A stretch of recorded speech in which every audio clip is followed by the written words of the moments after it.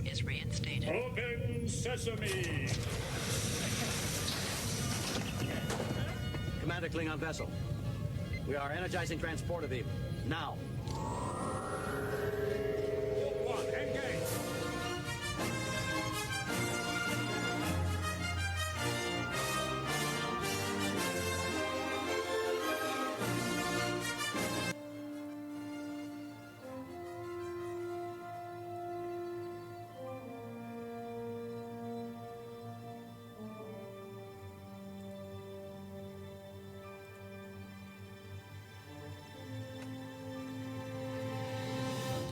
All right, hello, welcome everyone to Star Trek from the Holodeck. This is the Discovery Edition, and I'm your host, Michael Flores.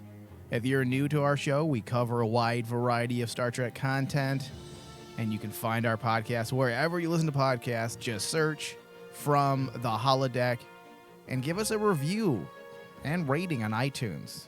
As it does help our show grow, it triggers algorithms that allow more people to see our show.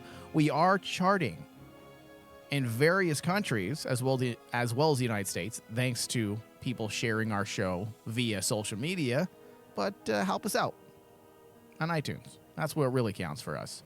All right, in the studio today with me is Ensign David Sabal. Hello. How's it going, everybody? How are you, David? Doing good. Pretty much the channels are clear right now, Captain. Thank you. I like when the channels are clear. Any gravitational distortions threatening to make you cry? Not yet. Yeah. Not yet. All right, well. Just wait till they basically make it the power of a child. Oh, wow. Well, I hate to break it to you guys. We just followed up on a lead, and we found out that Sakal is also responsible for the gravitational distortion. That little shit. Also, we must all kill him now. Gladly. Set phasers to full effect and disintegrate his ass, please. Find out Sukal's like the big bad villain in the end. That actually might be interesting. All right, so we've got some things to discuss for today's discussion. We will be breaking down, obviously, episode 2 of season 4, titled Anomaly. Saru returns to help the USS Discovery uncover the mystery of an unusually destructive new force. As Burnham leads the crew, she must also find a way to help Book cope with an unimaginable loss. That synopsis reads like a how to write a melodrama in 5 easy steps. Doesn't it? And unfortunately, that's what this is, this episode. It's a melodrama. Yeah, I will admit, this episode felt a little wonky. The story, the little there was itself, was fine. So narratively speaking, structurally, it fell off. And we'll get into that type of stuff toward the end of the discussion. But first, we want to break down all the positives, the strategy or concept behind the episode was a solid idea, using the emotional ramifications and the shock that followed with the destruction of Quajon as the foundation of the story. That works. You know, Book being that tangible writing device to keep the narrative consistent, or I should say to keep narrative continuity in both emotion and structure. In a funny way, his character was the tether. He was the emotional tether of like the entire episode. Absolutely. It was a solid plan. It allowed the writers to deal with the repercussions of the tragedy while using this aspect as a way to keep Burnham's issues within the foreground. If you remember the first episode of the season, it laid down the groundwork for what we can expect from her story, from Burnham's story. Based on what the president of the Federation shared, she will be continually faced with emotionally compromising situations most of the season. That would make perfect sense, as is the case with this episode. You know, situations that warrant hard decisions. Burnham will be tested all season with no-win situations, which is what this episode did as well. Yes. They forced Burnham to make a very hard decision that, without a doubt, emotionally compromises her as a captain. So we're going to see a lot of those types of things. That's the reason why they included an element like that at the start of the season, so that it could set the groundwork for what to expect and well, hopefully. Let's hope they are doing that. As a writer myself, that's what I would do. Yeah. As we know, many times writers of TV shows do things by accident. They're not supposed to, but sometimes they do things by accident, and there really is no connection. And using this theme of one of the most iconic Star Trek philosophical ideas, which is the no-win situation, putting a character in that type of situation, this is what we all wanted to see out of Burnham, because she's taking that chair now. Yeah. She's becoming the captain. So she's got to start acting like it. Yeah. The easiest way to do that, you put them in the situation that we all feel that every single captain has to be measured with, which is the no-win solution. Yeah. If they think about that. If they build an entire season around the concept of the Kobayashi Maru, Kobayashi Maru. that is awesome. That's fantastic. Great. That is fantastic, and it's an easy way of really building up Burnham at this point, because that's what they got to do. Well, not just building her up, but tackling the issues that are very apparent to everyone. The non-captain material. Burnham honestly shouldn't be captain. If you look at the things that she has done, she shouldn't be captain. She shouldn't be captain. And in order to justify her being in that captain seat, they are going to go through these motions all throughout season 4. That is not a mistake. So hopefully they do keep that consistency there. Otherwise, the keen viewer or the critic will question why you start the season in such a way. Oh, yeah. And it makes sense in this episode bringing back a character like Saru to be, essentially he's the number one. Even though he doesn't have that rank, they bring him in here so that he can be used as that foil of captainship towards Burnham. Yeah. Because we look at Saru, and Saru is the one that basically every single Star Trek fan of Discovery basically says he's the one that needs to be captain. Yeah. We want him to be captain. We don't want Burnham to be captain because she's not captain material. Okay, take the one guy, the one character that is captain material, use him as the foil to Burnham, who her story at this throughout this season should be what will it take for Burnham to truly become captain? Yeah, and that being said, this episode did connect the previous elements from last episode in that regard. Absolutely did. And you're right about bringing Saru in. That is the next logical step in this strategy to flesh out Burnham's captaincy. And that's why having Book at the center of this episode was a good decision to start testing Burnham's captaincy. And by bringing Saru in, as you mentioned, as a confidant, it helped Burnham reconcile some hard decisions. Saru's return to Discovery is justified from a writing standpoint because that's how they did it. If they would have just brought Saru back after the ridiculousness of him leaving because of Su'Kal, listen, that was hard to swallow, as I have mentioned numerous times. But now if they backtrack and bring him back, you're like, okay, this what are you doing? Is this musical fucking chairs? So the fact that they use Saru in that way, it justifies, from a writing viewpoint, it justifies bringing this character back into the series and essentially into the same role that he has been playing for numerous seasons now. And to have him be that foil, you're absolutely right. It works it works in the way of Burnham's story. It goes back to that. What did he say? His word, trusted eyes.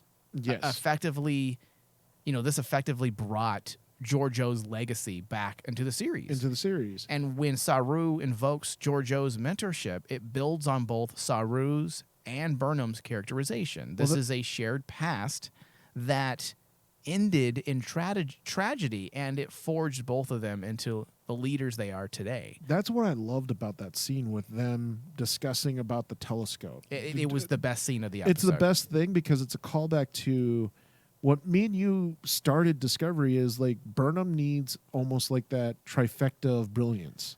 And the original trifecta of brilliance was Saru From our first season from discussion. the first season. Yeah. Was Saru, Sarek. and Giorgio. Yeah. That was her trifecta, and like the bringing back those characters, meaning let's explain to our new listeners what you mean by that, by this trifecta of brilliance. That's what we called it, right? Yep. It basically helps you infer necessary information about your main character. Yes. Which is Burnham. And like bringing that back to the forefront now sets the stage for what I felt was the narrative that I was hoping for, which is the whole Burnham has to earn this captainship. She just cannot be just dropped in here and everyone, bows down to her and says, "Oh, Burnham's right with everything." No. Yeah. Burnham has to earn that seat. And during that scene, I truly felt like they truly are going to go that route. Yeah, because, Giorgio is always going to be an important part of Burnham and Saru's legacy.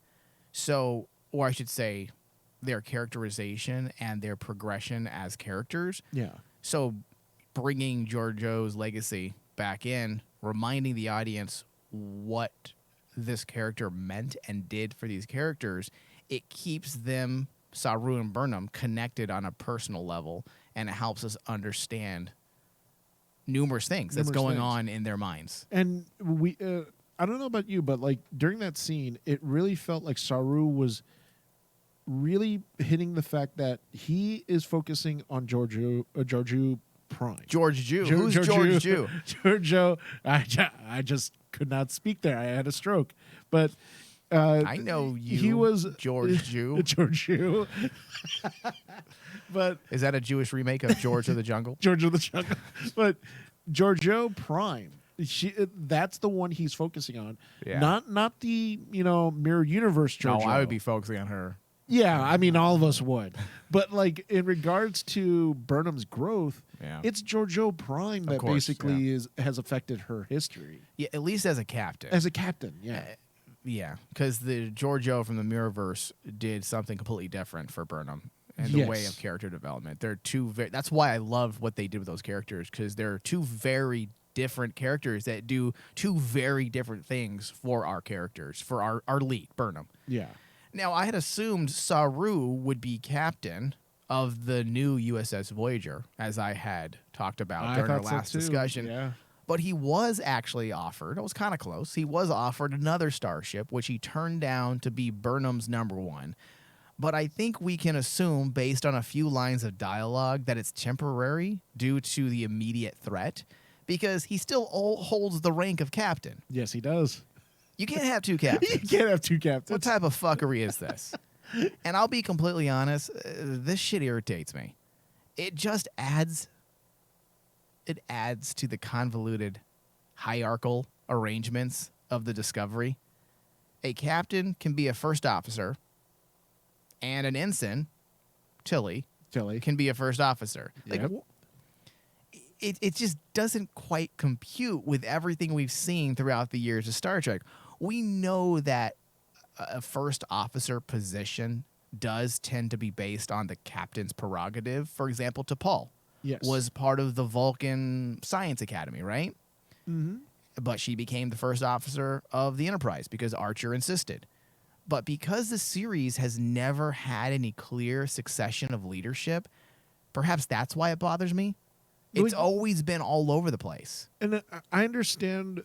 Do you get what I'm saying? Yeah, because like the thing that I've only used as a blanket for comfort for this, I don't want to call it a problem in Discovery. Yeah, is the fact that I get that they're trying to push that the Discovery crew, the entire team, is more family than a bridge crew. They're more family. Mm-hmm. And I get that. I really do. But I'm with you. Is like you can still have that family feeling, but still have that hierarchy of captainship and lieutenants and make that stuff matter because it doesn't matter at this point. Yeah, because it doesn't matter at this point. And it's like we saw them do it with Voyager. Voyager was a family environment with the crew. However, they still understood the hierarchy. They still understood, Janeway was the captain.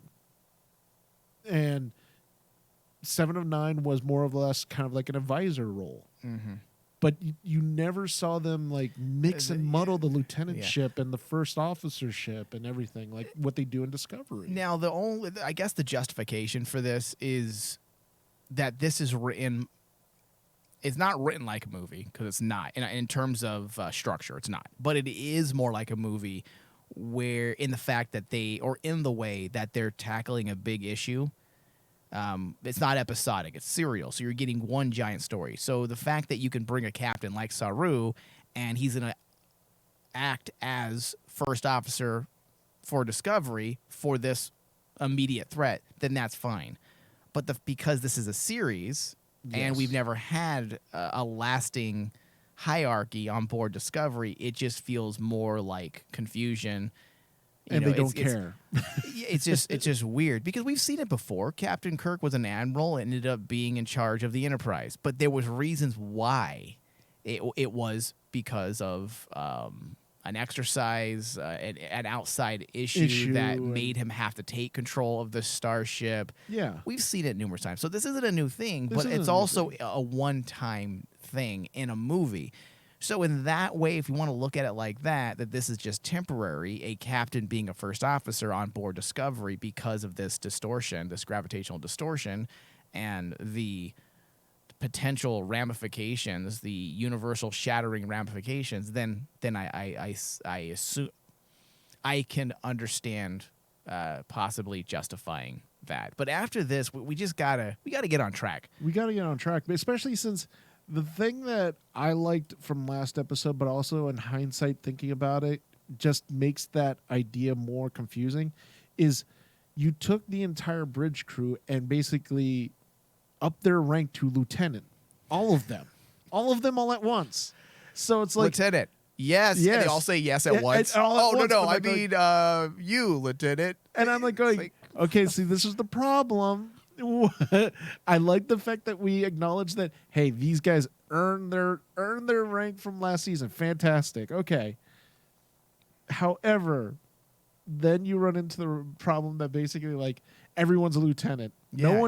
No one is like a ensign. At least give me an ensign. Look, they even left poor Ensign Kim an ensign for 7 years because they had no room for growth. But on Discovery, everyone can get promoted. Everyone can get promoted. Yeah.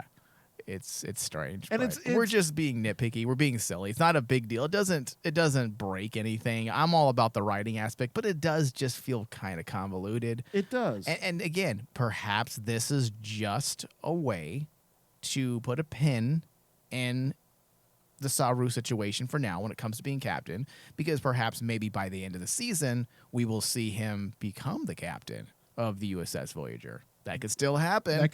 And then you could actually maybe even Saru takes some of the Discovery crew with him, and the other maybe Su'Kal can be his first officer. I think that would give you an aneurysm in the end, seeing Su'Kal standing next to him like a first officer dressed up. I would hunt down Kurtzman. All right, so keeping with book as the foundation of the episode, they were able to close out some lingering issues that Stamets had from last season. And I like what they did with Stamets this episode. It was a way to tie up some of the loose ends from last season, and it smooths out the tensions between the crew, which shouldn't exist in Star Trek. That's something that I've seen a lot of people complain about. Seems like they're always bickering, they're always fighting, especially with the way last season ended, with Burnham threatening to,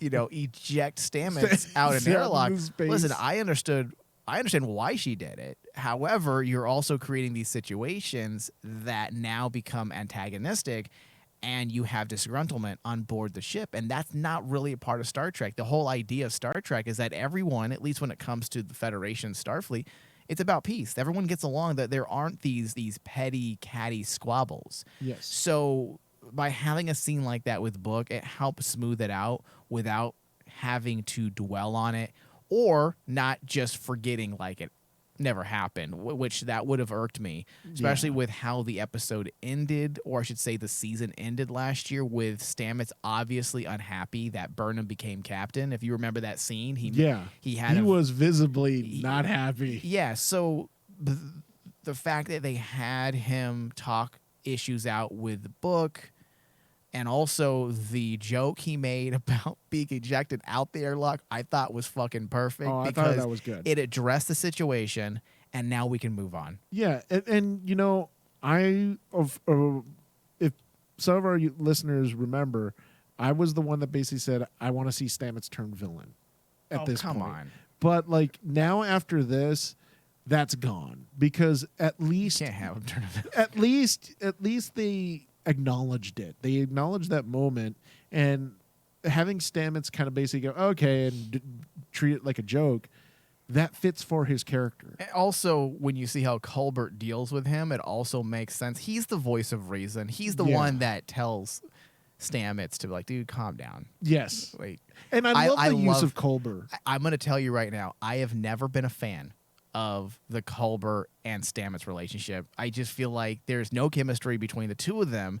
I've never been a fan of it. I just like, can we just end this? I like Colbert on his own, and I'm okay with Stamets on his own, but the two of them together, it just doesn't work for me. It doesn't work. However, in this episode, we finally had a moment that felt natural and real between the two of them. It wasn't just some like superficial, contrived love affair. Sappy moment. Yeah, it was a real moment between two people who are obviously intimate, who understand each other. They know the ins and outs, and they had a conversation that helped smooth over certain, personality issues. And I like the fact that they addressed that scene with Stamets because making Stamets' personality this way makes sense now. Like, okay, we all understand that he's a douchebag, but that's who he is. Yeah, he's a little.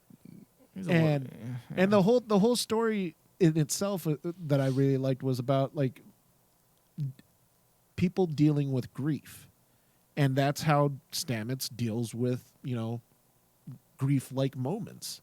Yeah. And it makes sense to actually, with Book, having him use that as them using that foil between him and Stamets was actually a work of genius because, like, it'd be so melodramatic if everyone acted the same way in regards of grief, and getting to see one spectrum of grief teamed up with another spectrum of grief made it feel more natural to me. And it also showed maturity from Stamets, because that's something Stamets has lacked.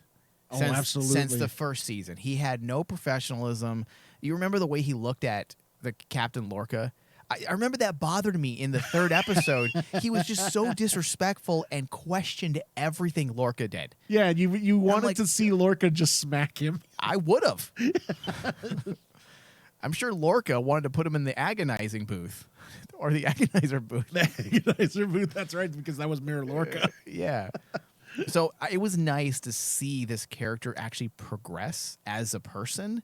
You can see that the writers are looking to soften some of his issues. And I don't think they're doing it because of any other reason than to show progress. This person's learning. And I feel like a lot of that process of him learning to be a better person is because of his relationship with Adira, Gray, and the fact that he has Colbert in his corner. Yes. That's the reason why he is becoming different. And dude, the use of Colbert this season, I'm really excited about because He's one of my favorites. They've turned him into essentially the counselor of the entire crew, and I think that is a perfect mold for Colbert. Well, he's very empathic to begin with, so to have him fill in that role actually does make sense for his character. I hate to say it, comparing him to Deanna Troi, who is an empath, who is an empath. Colbert's a better counselor than Troy. Deanna Troy's blank stare always got to me. Because she'll just stare at you. I'm like, quit trying to read my mind. Be a real doctor. Use textbooks to figure out what I'm trying to say. Don't actually cheat. or the fact that basically even like when she deals with like someone like Barkley, it always bothered me because of it going, Deanna, you don't want to see what's in his brain. Oh, she senses his horniness. You know, I'm sensing. so I'm don't- sensing gratitude and horniness. horniness. And I'm like, going, don't give that blank stare at him as he's telling you his problem. Yeah. All right, so let's talk about Adira and Gray. They were brought to the foreground of this episode as well. Gray is getting a synthetic body, a golem body like Picard. Oh, God. David, I called this. If you remember, I said it as Yes, a you fucking joke did. last season. It was a joke, I Mike. said Gray is going to get a golem body. That's how they're going to make her, give her a physical body. And look what they fucking did. Now, here's the thing. I will give them kudos for this Okay. scene. Go ahead. Because at least they tried to explain the whole golem aspect. They didn't basically say, this is a power of imagination. Right. No, don't do that. At least they tried to make it believable to me, especially when they brought up the fact that, hey, this synth technology is very experimental. There not have been many success rates. The moment they said synth body, I knew it was coming next. I knew they were going to say Picard. I know they were, yeah. I knew it. I hated it, but I'm like going, Yeah. this is something that it has to be said. Now, if people haven't listened to our Picard discussions because you're a new listener, that was the moment that we lost our shit. Yes, It was. It was. And listen to those discussions. I'm not Yes. going to get into it. Because we don't want to be angry for this episode, because this episode does not deserve any anger. No, not at all. So, yes, Colbert mentioned Picard, and he also mentioned Alton Sung. Yeah, that's right. damn The conical anomaly that makes no sense. Right. But Remember, just, that's Picard for you. yeah. We're just going to introduce characters that make no sense. And you know But what? okay. Anyways, I give them props. I give them props for sticking to their guns, but not overly going into it. Because if they went overly into it, then it would be like they're making an excuse for Picard. well, to me, they handled this whole synth body a bit better. Yeah. Now, I don't want to say, to be fair to the Picard writers, fuck that. They should know their story. But apparently, if you listen to a couple interviews, no one knew for What was sure going on? what they were going to do. Yes. In fact, Patrick Stewart, there was a rumor. I want to say, I don't think it's a rumor. I think he actually said it in an interview. He wasn't even aware what they were going to do at the end. He had no, in fact, I believe he said it was a surprise that he had died. He had died. Yeah. And that they were going to put him into this body. So, that being said, they didn't have a lot of room to explain and make it make sense in a philosophical sense for the purposes of the first season of Picard. Yes. Whereas with this aspect here, using elements from Picard, they do make it work a bit better. When Colbert said the process was attempted a number of times after Dr. Soong first used it on a Starfleet admiral named Picard, I like that they said that they eventually dropped the process Yes. because it didn't work. It It didn't had a low rate of success. Despite using this technology, the writers thankfully closed the possibility for this being the biggest writing hack in all of history. Yeah. It basically doesn't work. The success rate is low Yeah. based on what Colbert said. It had to do with the transference of human consciousness. And I like this explanation, Dave, for a couple reasons. Because it aligns with other post-human theories pertaining to the transfer of human consciousness, to either an artificial body or a computer. Yeah. Many theorists believe there would be a type of cognitive dissonance that would basically conflict with the transfer. So this low success rate, if they choose to explain it down the road, Yes. could easily be explained by way of real world science. Yeah. And also the fact that Gray is a Trill. That helps.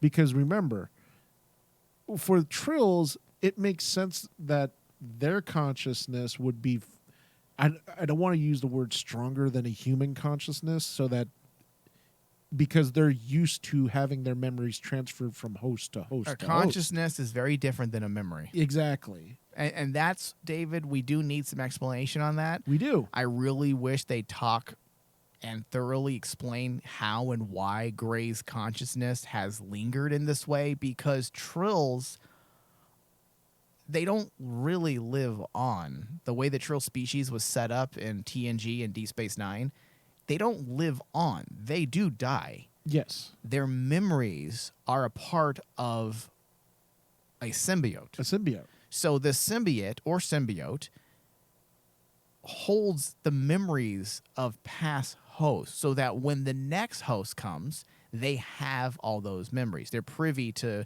the lives before, but it doesn't mean they are alive.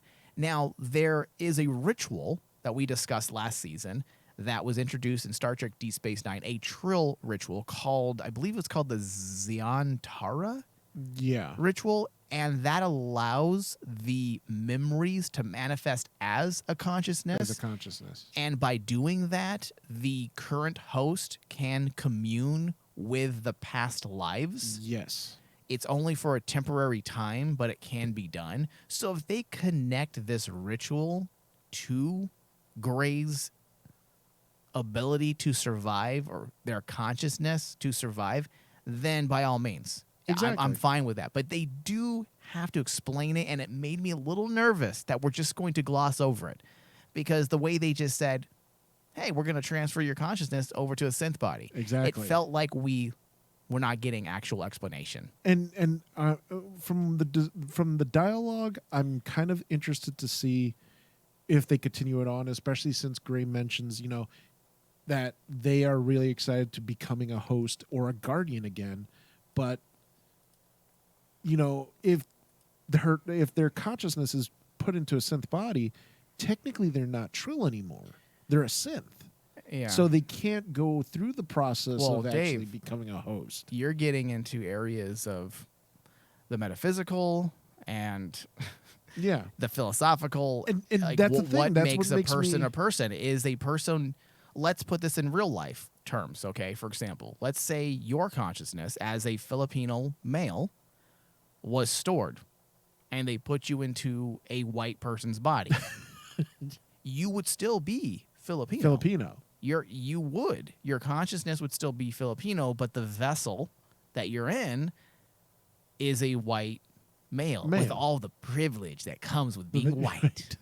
So stupid. My point is, if we had intellectual writers writing this show, I could see that they could really run with this and use those aspects to really make Gray's story pop. Yes. I don't know if we're going to get those aspects, because I got the very low-hanging fruit transgender allegory that they used in this episode when Gray said, my transitioning. They were purposely creating a bit of an allegory for trans individuals in the process of becoming who you want to be as opposed to who you were born as. That's the reason why you had the scene with Colbert erasing the mole, because Gray had said, well, now I have a chance to be in the body that I feel like I should be in, essentially, right? Yeah. I'm paraphrasing, but that was the point. And listen, that's fine. I understand the message, and I'm not against that message at all, actually. But I just wish that they would say something about the trans experience as opposed to, hey, look, this is a trans allegory, guys. Exactly. I want them to say something about it.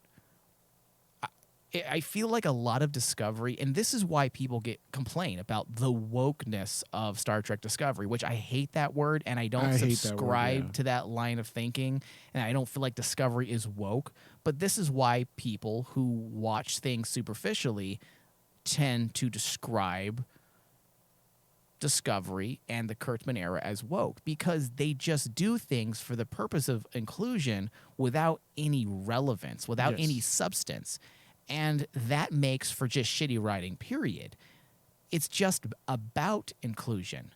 Why don't you say something about being trans, about the experience, without obviously stepping into real world social identity politics that would Yeah. feel very weird in the world of Star Trek. But there are smart ways. And what I mean by that is, look at Captain Sisko in Star Trek Deep Space Nine. What if they just found little moments to create allegories to racism as a black captain? But they never actually said anything. They just said, hey, look, inclusion. He's black, and we're doing this for the purposes of inclusion. Well, that's fine that you're including and you're showing the inclusivity of Star Trek by casting a black man. But what's the point? What are you trying to say? What are you trying to say? What's the substance that comes with being inclusive? Well, if you look at Deep Space Nine, the purpose of Sisko being cast wasn't because he was black and just for inclusion. There was a message behind every single moment that Sisko was with his son. Exactly. Avery Brooks Yes. made a point to say, listen, I don't want to just be a box that you tick for inclusion. I want to say something about the black experience. I Exactly. want to say something about being a black father raising a black son. And he said there isn't a lot of representation in the 90s, No. positive images of black men, black males as good fathers. As good fathers. So what I want is I want those types of stories written for my character. I want to have moments throughout every season where I have a good relationship with my son. And if you think about That's it, not just inclusion. That's saying something. That's giving Exactly. us substance. And I feel like with Star Trek Discovery, it's just inclusivity for inclusivity's sake, rather than trying to say something about it. and if you think about it, because of that, we talking about another captain that we see as a parental figure, like in Janeway.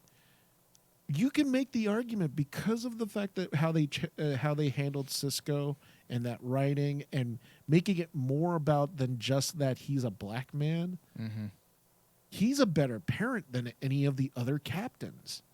Like, if you look at his relationship with his son compared to Janeway treating her crew, Picard treating his crew, Kirk treating his crew, he's a better like parental figure. Yeah, and going to, since you bring up Janeway, look at Janeway as another comparison. It wasn't about just saying, hey, this is the first female captain.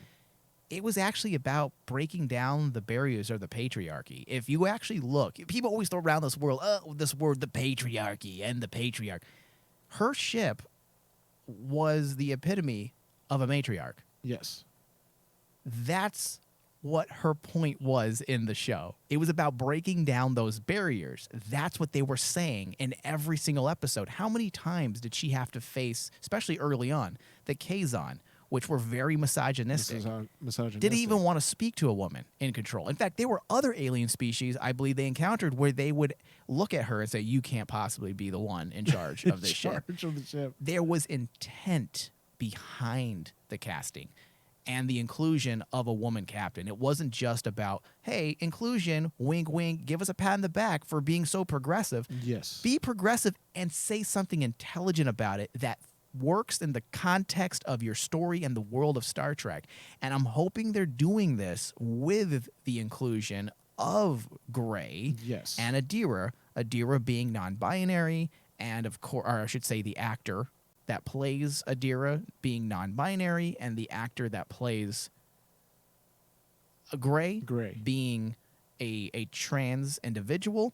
Mm-hmm. If they were to take that and actually say something about it in a very intellectual way that works within the confines of Star Trek, then we have a win here. And I'm hoping they do this because they have the aspect of the consciousness and the Yes. trill. There is something they can truly say about identity and what actually makes a person a person. Is it the body they are born in, or is it their consciousness? And that is something they can do with this scenario. Oh, yeah. And you can tie it in to make it even better. The best part of this episode was Tilly's little existential meltdown / crisis that she Crisis. had, where she essentially questioned the purpose of everything. When she talked to Saru about everything being over in a blink of an eye, that is very much on par, number one, with classic Star Trek. You're delving into the philosophical. Yes. She's asking very real questions. These are the types of questions anyone would ask after everything they've been through. Everything. What's the point of it all? We traveled 1,000 years into the future to save humanity, only to confront a gravitational distortion that can annihilate people at a whim, an entire planet, an entire universe, theoretically, at a whim. So how does Tilly reconcile existence and death and purpose? If they use this as her character arc, then we have a winner.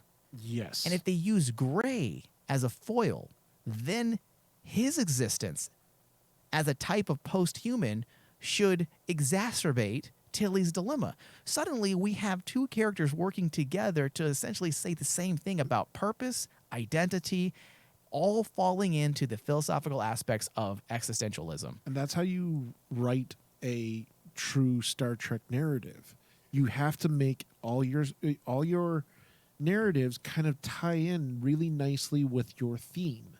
And if that's their theme, the idea of self-consciousness for a theme throughout the entire season, then using those two would be fantastic.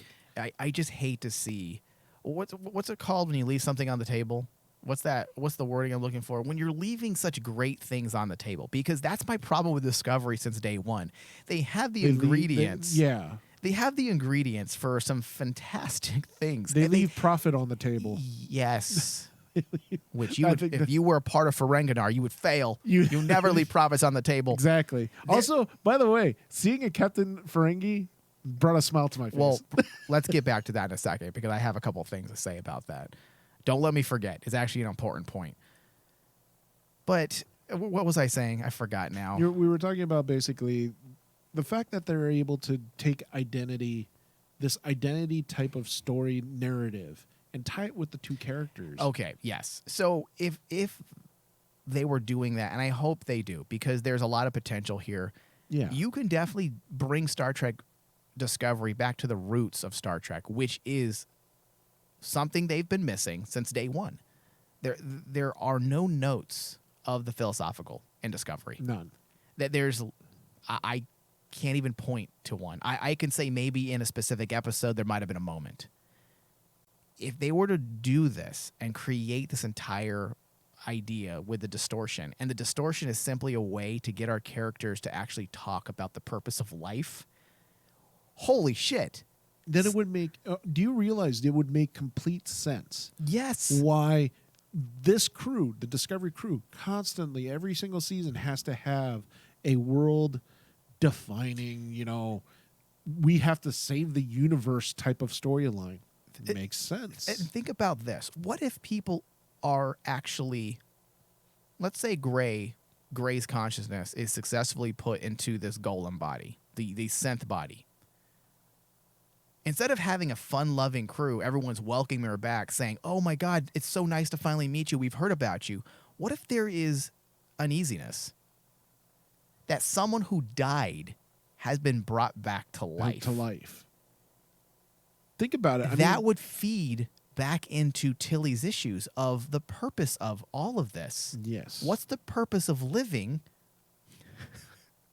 and death? And the concepts that we have about life when you could simply be brought back to life. That would be a great way to go. And it delves also not just into existentialism, but rationalism, which is a part of Western philosophy, the view that regards reason as the chief source and test of knowledge, holding that reality itself has an inherently logical structure. Rationalist asserts that a class of truths exist that the intellect can grasp directly. And the reason I bring this up is that it could very well be a part of the embedded text, because if we are to believe that this interstellar phenomenon, the gravitational distortion, defies the tenets of astrophysics, as they said, well, that's an attack on the logical structure of reality. Tilly is the most scientist of the bunch. It would make sense for her to be the one to raise these questions, like she did in this episode, and suddenly now this all funnels down to the rest of the crew. That's how you... And let's say the rest of the crew isn't tormented by these thoughts, fine. But if Tilly's at the front and center posing these questions, suddenly we have the most Star Trek season we've ever had. Yeah, because especially since Tilly, as when you look at all the characters in Discovery, Tilly's the one that seems to be the heart of Discovery. Well, people have always said since day one she's also the most Star Trek of She's the most Star Trek of all the characters. of all the yeah. characters. Even though she says the F word, Dave. That's okay. Yeah. Because you know what? You got to be progressive. but like, I like how that's your idea of progressive. Of being You gotta be progressive. progressive. Yeah, you gotta drop some F-bombs. drop some F-bombs. It's fine.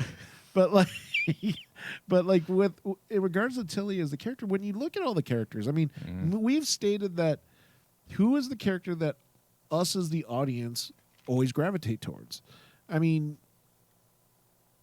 it's hard to actually say maybe Saru close, especially after season 2. All of us as fans and the audience gravitated towards Saru. And it's also something that we've been saying is the problem with Burnham. No one kind of actually, grows towards Burnham as with the audience. But the only other character that has been like this, the heart for the audience, is Tilly. Yeah. Yeah, I get a little frustrated myself because I see the things that are You see there. the potential. I see the potential because the writers are obviously on the right track, but I don't know if the follow through is there. Although I will say this is the most philosophical episode of Star Trek that we've ever been given of discovery. I should say philosophical discovery. Discovery. Yeah, I was about to say Yes. it's not the most philosophical. And it's not even that philosophical. There were a few questions that were posed that could end up going down that direction if they're being smart about it. Exactly. I mean, these are questions that should be posed about the purpose, because think about it. The crew would be questioning the point of a lot of these things after what they've been through. They left everything behind to save the universe, only to come to a future that has been nearly destroyed by a baby's cry. And then The way you say that, a baby's cry.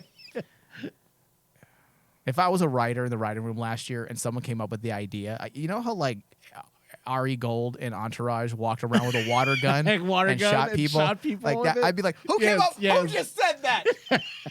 Yeah. Hand me my water gun. Gonna get 2 squirts. Yeah. So the fact that they went to a future where a baby's cry destroyed the universe, nearly destroyed the universe, and then now they're coming face to face with this other monolith of an issue. These are questions that people would ask. So I think it would be smart, and I take that back. It would be logical, not smart. It'd be logical for them to go down that path. The philosophical angle would actually fix the issue I have with Quajon being destroyed. And this is something I didn't talk about last episode, Dave, because I didn't want to get into negative territory. And also I was waiting to see what happened. Like, was it really destroyed? And I think at this point we can say that it was definitely destroyed. It wasn't just simply taken away someplace. But the philosophical angle that I've been talking about would actually fix the issue I have with Quajon being destroyed. And the reason why I have a problem with it being destroyed in the first place is because a big part of last season, David, was about liberating the planet. For what? For what? Yes. So the writers can just blow it up the next season? Essentially, I wrote it down and I mentioned it to you off air. What Discovery did with that planet was they did a comic book thing where they fridged the planet. They didn't just fridge a character; they fridged a planet. And the term fridging a character in comics is basically when you introduce something and only use them to just kill them off, Right. to give motivation to another character, one of your main other characters. And comics are infamous for it, and they've been called out on it, especially fridging female characters just to make the male superhero do something. Right. Essentially, that's what Discovery just did with the planet. Yeah. They build up this whole idea of of Book's planet and his people and his relationships just to tear it away so that we could give Discovery a reason to do something. Okay, I want people to imagine this for a second. So forget that a year went by in reality between seasons, okay? Chronologically, the planet being destroyed, it happened, what, a few weeks? A month? Apparently. So imagine if this episode came right after last season's finale and we didn't have that year break. We would be like, wait, what the fuck? You just saved the planet and then you destroyed it. Most of you, for the last 11 episodes, we're talking about liberating this planet, and then suddenly now it's just destroyed. So what was the point of liberating this planet, going toe-to-toe with the enemy to just blow it up the following season? It doesn't make a lot of sense unless you're looking at their true intent, which is just to sell more melodrama. And it's flimsy at best. It's flimsy It doesn't work. But that's why I say the decisions the writers make season after season tend to call into question things that were done the previous, which is fine. And by including the philosophical, you can tackle these issues and justify these backpedaling decisions. They become relevant to the development of the story as opposed to off-putting or backpedaling that makes the viewer ask why. Because if you look at I just got done binging the first 3 seasons. There is so much back and forth. And a lot of it has to do with the inconsistent leadership we've had in that writing room. Yeah. The first season, we went through 4 showrunners. I don't think people realize that. Yeah, because we went through Brian Fuller, Kurtzman, and then the 2 that were... Bergman, wasn't it?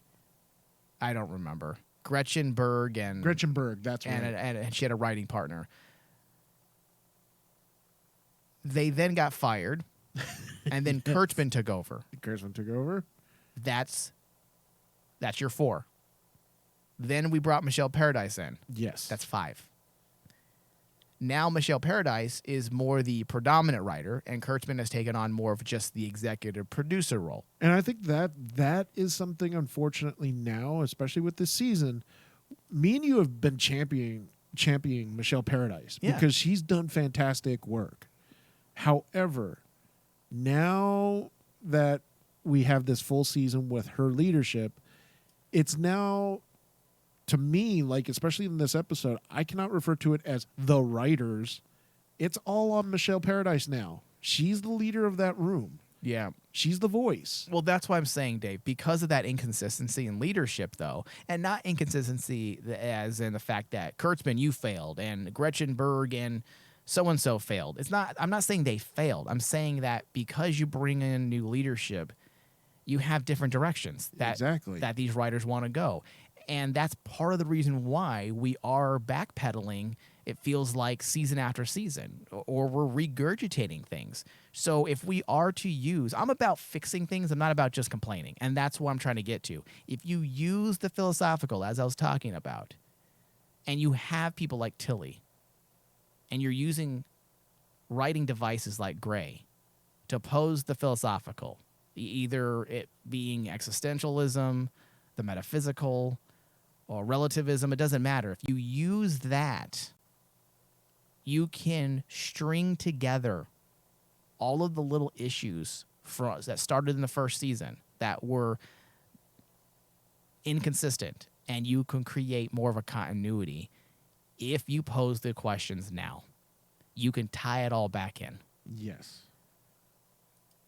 You can bring true intent to the lack of leadership.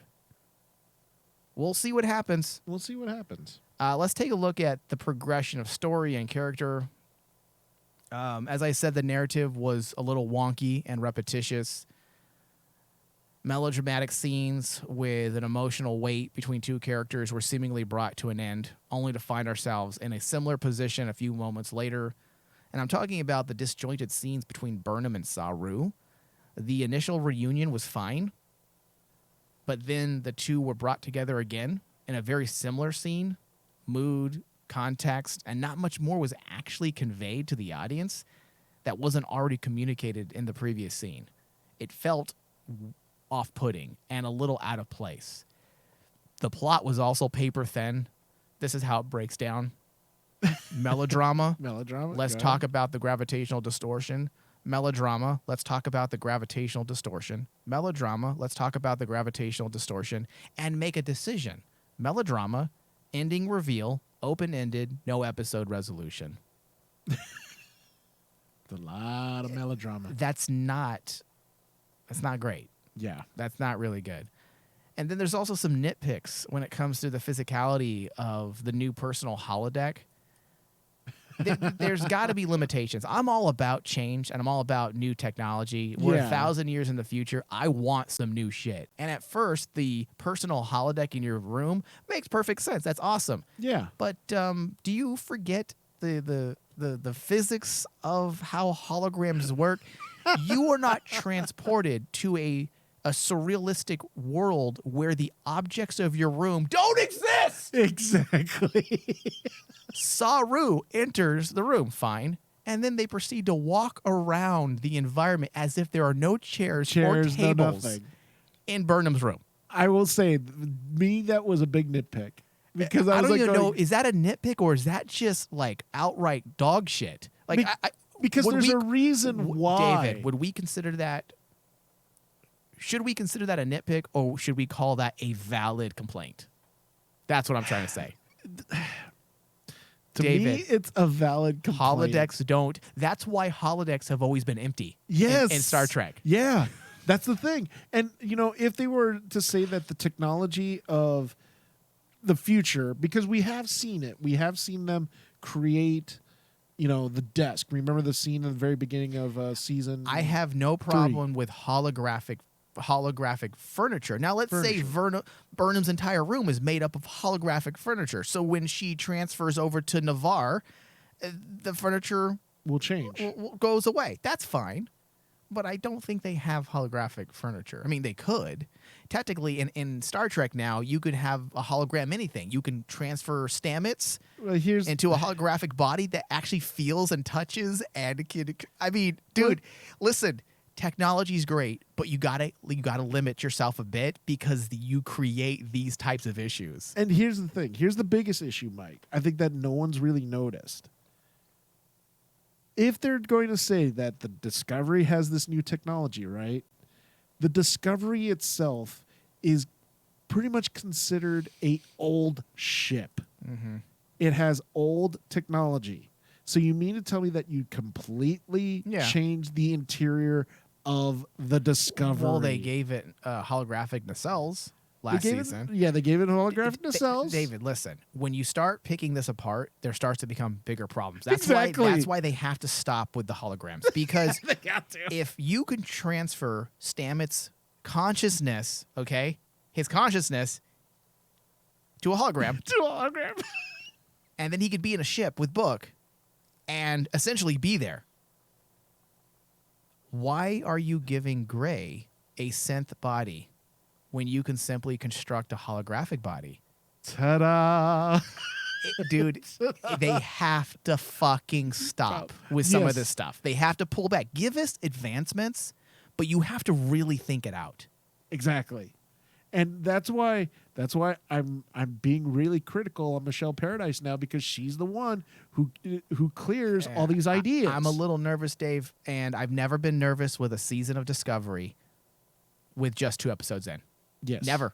I've never worried about Discovery ever until the last 2 episodes. And I'm like, oh shit, it's happening again. It's happening again. This time it's reversed. Yeah. So wait a minute. If it's in reversed and we're worried in the beginning, maybe by the end we're gonna say, "Oh my God, this was awesome." Yeah, I'm just going to not be negative. I'm going to enjoy the show, but I am concerned that we're already having these hologram things.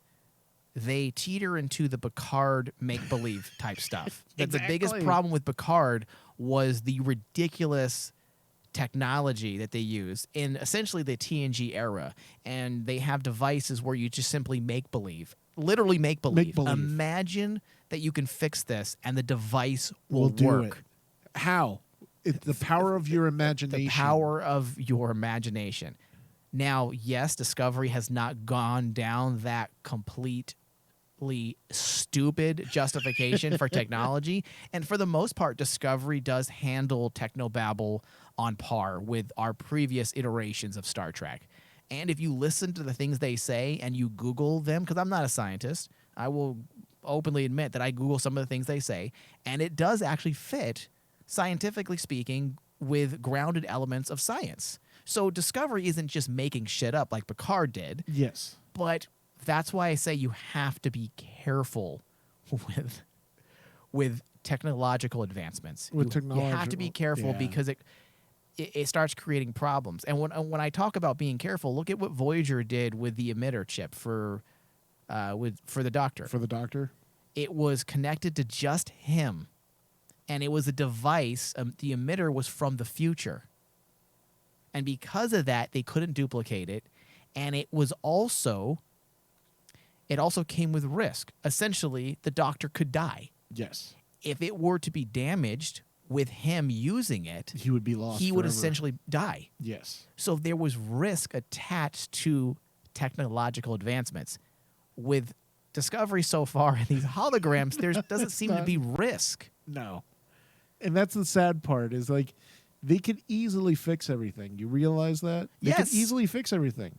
They just need to worry a little bit about the details. That they do. And I don't think that's nitpicky of us. I don't think that's us being Star Trek babies. I think that's us wanting things to be thought out. Well, also basically people have to understand that while this might sound nitpicky, you're talking about Star Trek. Star Trek is infamous for the details. Except when they traveled around the sun to go back in time. That in itself was actually a spoof. We all agree that was actually a movie that was an entire spoof of which technically, if you go by Star Trek logic, new Star Trek logic, when they traveled around the sun, they actually didn't fix their timeline. They actually created a split timeline and fixed another timeline.